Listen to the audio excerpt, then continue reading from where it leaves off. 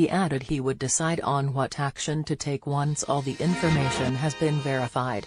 Speaking today, the French leader said, "We will need to take decisions in due course, when we judge it most useful and effective."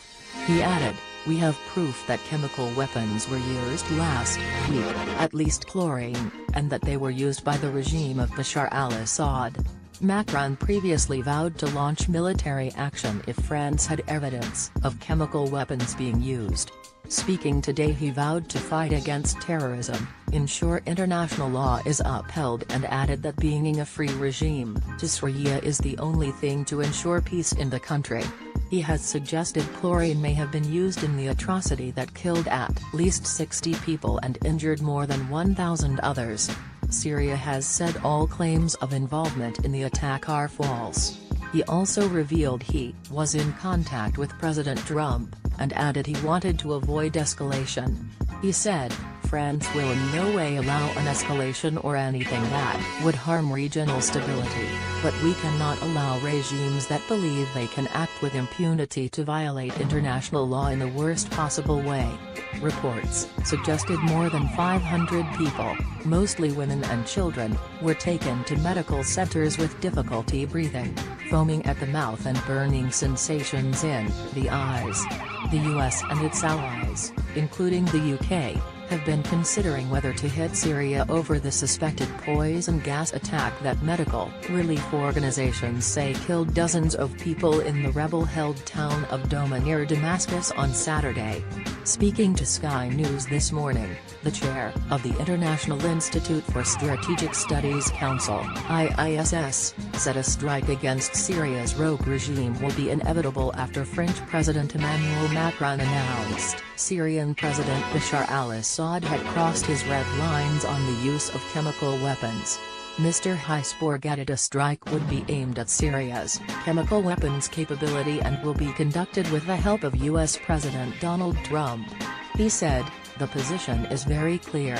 Macron stated some months ago that the use of chemical weapons would be a red line which if crossed would entail a French military response. He stated earlier today that the red line had been crossed and therefore the assumption has to be that there will be a French military strike, probably conducted with the United States of America in fairly short order.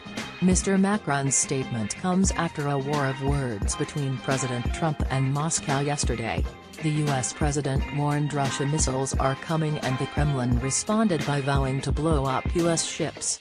An astonishingly volatile tweet from Trump about proposed US intervention in Syria said, "Get ready Russia, because missiles, will be coming, nice and new and smart."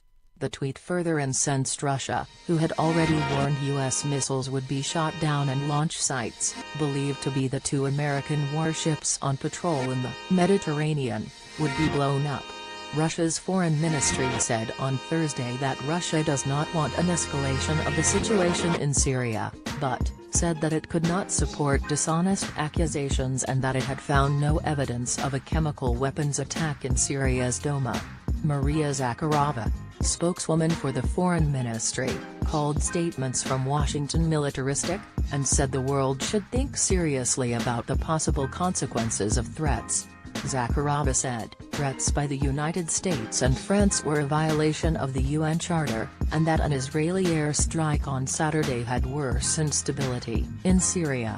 Chancellor Angela Merkel has announced Germany will not join any military strikes against the Syrian government in response to a poison gas attack on an opposition enclave, but supports Western efforts to show that the use of chemical weapons is unacceptable. Germany will not take part in possible, there have not been any decisions yet. "I want to stress that, military action," she said after meeting Danish Prime Minister Lars Løkke Rasmussen in Berlin. "But, we support everything that is being done to show that the use of chemical weapons is not acceptable," she